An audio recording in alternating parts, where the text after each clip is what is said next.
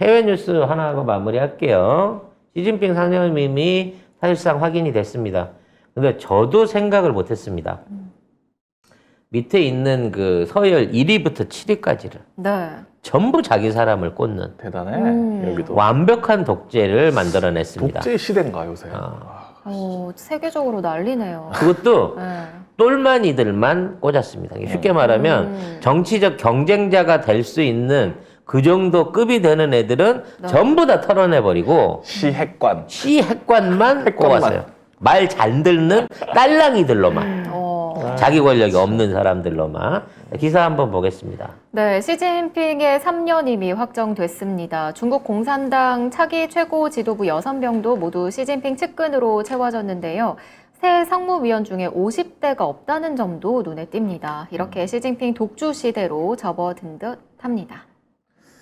결과적으로 이제 총리부터 시작해서 이거 뭐였어요 이거? 뭐요? 이거 이거 일어나는 거?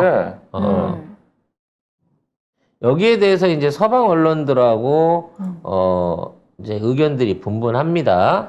이게 지금 뉴욕타임스에서 공개한 트위터에 공개한 영상인데 여기 시진핑이 있고 저 사람이 후진타오입니다. 후진타오인데 갑자기 끌어내요. 그 이분은 후진타오는 안 가려고 하는 느낌이죠. 근데 계속해서 끌어내려고 해. 한참 더 있어요. 시진핑이 이제 개무시를 하고 있죠. 시선을 안 주고. 네. 그러면서 결국에는 퇴장을 하는데 계속 안 가려고 해. 약간 왜 예전에 북한의 그 장성택이 끌려가듯이 그 처형되기 전에 그런 모습에 그래가지고 가는데 결국 가긴 가거든요. 네. 근데 이 장면을 두고 한번 돌아보고 시진핑한테 한마디 합니다. 그래서 그냥 가세요. 그러고 얘기를 합니다. 입모양은 모르겠지만 가다가 앞줄을 쭉 지나치다가 누군가한테 한 사람도 얘기를 하는데 아무튼 이렇게 해서 퇴장을 당했습니다.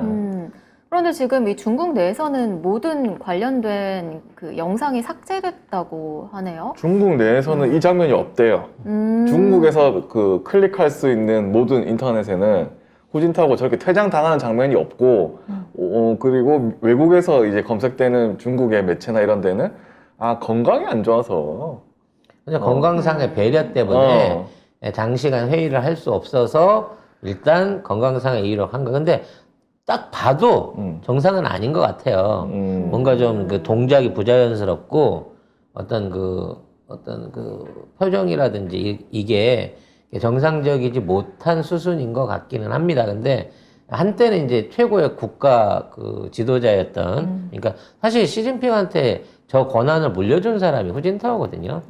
그래서 저 후진타오가 넘겨줬을 때는 그래도 리커창이라고 하는 총리하고 권력을 나눌 수 있는 부분에서는 공청당과 현재 시진핑의 태자당이 어느 정도 협력이 있었습니다만 이번 인사조치 안에는 상하이방, 그러니까 장점의 상하이방 전무하고요.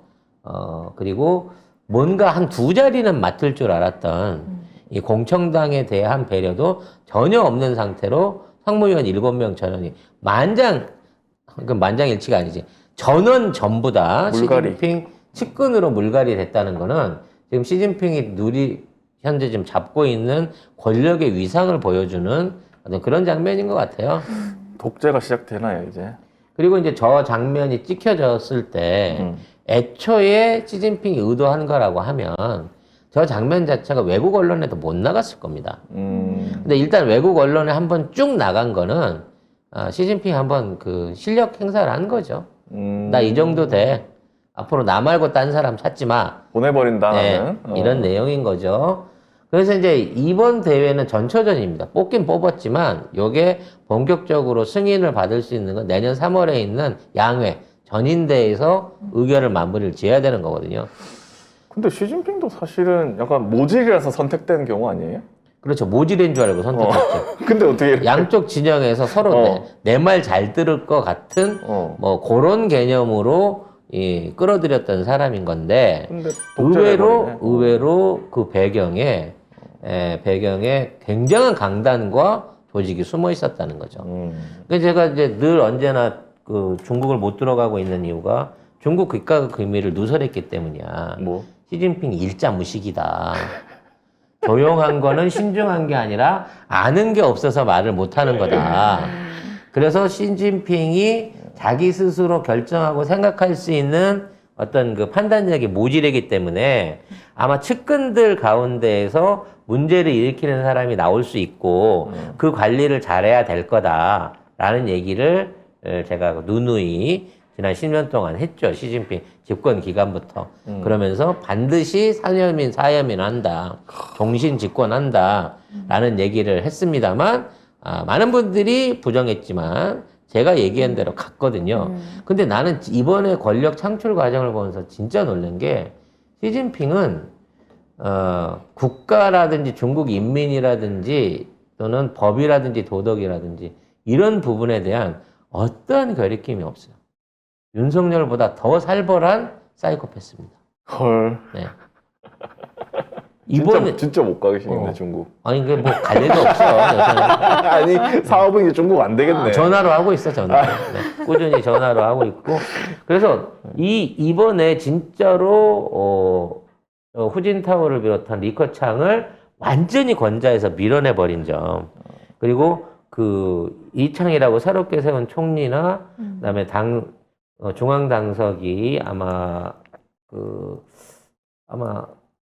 당서기로 자오러지 차이지. 차이지 예. 차이치 차이치가 아마 그 왕우닝이나 차이치가 아마 그 자리에 오를 것 같은데 어찌 됐거나 이 핵관들도 자기 같은 급이 아닌 훨씬 그 정치적 기반력이 약해서 충성을 할 수밖에 없는 사람들을 끌어들였고 지난 10년 동안 중용했던 사람들 이른바 이제 뒤에서 그 역할을 했었던 그 뭐 천민월이라든지 여러 가지 후보 배경에 올랐던 사람들 1년 전만 해도 그 사람들이 있었어요. 차기 후보로 지목되던 사람들이 있었는데 이런 사람들은 한 명도 올려놓지 않았다는 겁니다.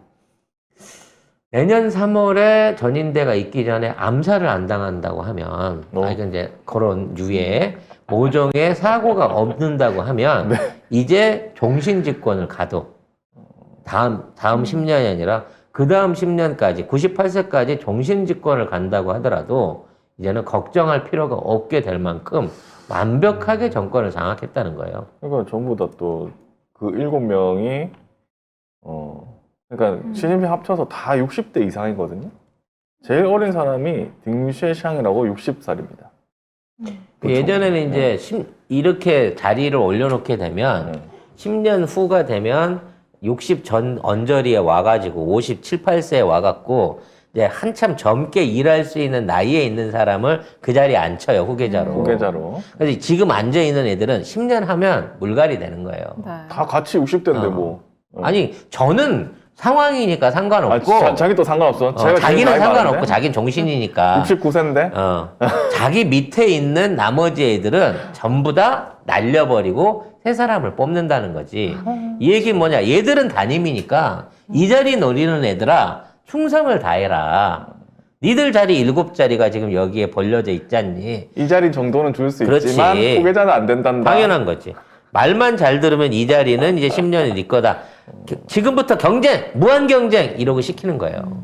근데 그 무한 경쟁도 예전에 상하이방이나 공청당에서는 올라올 수가 없기 때문에 시진핑 계열 안에서만 올라올 수 있게 되기 때문에 시진핑에 대한 당 장악력 충성 경쟁은 앞으로 어마어마하게 벌어질 수밖에 없다. 아니 다 라는 생각을 해줄 수 시진핑 있는 거죠. 개면 다른 계파들은 가만히 있어요? 응? 가만히 있어요 다른 계파들은? 어떡할 거야. 일단 웃대가리가 안 됐는데. 야, 우리가 검찰 조직 안에 선량한 사람이 없어서 그러냐? 윤석열파가 딱 잡고 있으니까, 김은정 검사나 이문정 검사나 소신 있는 분들이 뭘 해보려고 하더라도 자리를 안 주잖아. 연수원 같은 데 보내놓는데 뭘 활동을 할 수 있겠냐고. 똑같은 거예요. 자리에서 권력이 나는 거거든요. 결국은 사건 사고가 일어나면 바뀔 수 있지만 그전에는 아니다. 그래서 이 정도면 이제 접근도 어렵죠. 시진핑 주변으로 접근도 어려워지는 거죠. 아니 뭐 박정희도 뭐 자기 부하한테 총 맞았는데. 그 뭐야? 보안은 정말 훌륭하신 김재규 장군 같은 그러니까. 그거야. CIA 설이 있긴 있는데 나는 그건 아니라고 보고 정말 바른 생각하고 결단력 할 수 있는 분이 생깁니다만 이제는 누가 총을 차고 윤석열 옆에 갈 수 있겠습니까? 누가 시진핑하고 독대를 할 수 있겠습니까? 못합니다. 이제. 그렇기 때문에 더더욱 어려워졌다라는 생각이 드네요. 아무튼 후징타오 영상을 보여준 거는 그것도 이제 외국에 과시하는 거는 시진핑의 자신감인 거고요. 이제 중국은 다시 사회주의 국가로 회귀한다. 즉 경제는 공산당이 주재하는 자유경제, 개방경제의 형태를 띠지만 시민들의 생활과 소득, 그와 관련된 부분은 국가가 운영하는 사회주의 형태로 해갖고 반반으로 통치되는. 그러니까 기업은 당이 통치하고 국민들에 대한 관리와 이런 것들은 개개인적으로 포퓰리즘, 즉 사회주의 포퓰리즘으로 운영되는 시대에 접어들었다. 문제는 결과가 좋아야 되는 거예요. 어떤 방식을 취하든 어떤 중국의 경제가 성장할 수 있느냐 없느냐가 앞으로 모멘텀인 겁니다. 이렇게 해서라도 중국이 성장을 해버리면 중국의 경제체제가 잘못됐다고 말하기 힘들어요. 미국은 민주적인 절차를 취하고 그렇게 자유와 민주주의가 보장되어 있는데 나라 꼴이 그 모양이고 경제 꼴이 그 모양이고 세계적 위상이 그 모양인데 중국은 안 그렇더라. 푸틴은 독재자고 푸틴은 나쁜 놈이고 생각 없는 놈이고 잔인한 전쟁왕인데 러시아 국민들은 만족하고 잘 살고 경제는 오히려 이런 어려운 사정 안에서도 잘 풀리더라. 뭐가 옳다는 거냐 말이지. 예, 그러니까 우리가 윤석열을 생각하는 기준이 윤석열이 올바른 정치인 이런 게 아니야. 얼마나 국가 경영을 제대로 하고 대한민국을 위한 정책과 정치와 외교를 할 수 있느냐 없느냐를 초점을 놓고 봐야 된다는 거예요. 지금 여기에서 국제 정치 안에서 도의가 어떠니 민권이 어떠니 정작 당사자들은 신경 안 쓰잖아. 우크라이나하고 러시아 전쟁하는 게 우리한테 얼마나 큰 문제라고 우리가 그거에 개입을 해야 돼. 대만하고 중국이 서로 전쟁하든 싸우든 그 안에 있는 문제에 한국이 개입해가지고 우리가 스스로 손에 피를 묻힐 일이 뭐가 있냐고. 근데 왜 쓸데없이 우리 해병대들 불러와가지고 한미일 합동훈련 한다 그러면서 우리 해병대만 상륙훈련을 시키냐고. 이건 대만에 유사시 문제 생기면 우리 해병대가 가겠다는 얘기 아니냐고. 그렇죠. 어차피 일본은 전쟁도 못하는 나라니까. 그럴 능력도 없는 새끼들이. 그런 새끼들이 10월 달부터 1000km 이상 되는 장거리 순항무사일을 1000기 이상을 갖겠다고 선언을 했어요. 그 선언이 있기 일주일 전에 강릉에 우리가 피탄을 당했단 말입니다. 순항미사일, 직격하는 탄도미사일이 아니라 1000km 가는 순항미사일 1000기를 가지겠대. 적기지 공격을 하기 위해서. 근데 공교롭게도 그날 우리나라에는 현무 이상한 한 번도 그런 궤적을 보여준 적이 없는 고랑을 파고 나가는 현무에 낙탄 사고가 있었고 대만도 같은 시기에 일본군 순항미사일은 피격을 받았다는 뉴스가 있었으나 현재는 모든 언론에서 사라져서 지금 대만 현지에 그쪽에 그와 관련된 기사가 있었는지를 현재 확인을 하고 있습니다.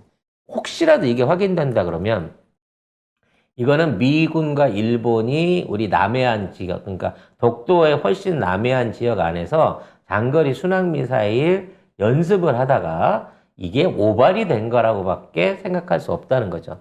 증거를 찾아낼 수 있게끔 혹시라도 관련된 기사를 보셨거나 그와 비슷한 제보를 스크립 해갖고 계신 분은 저한테 송작가TV로 보내주시기 바라겠습니다.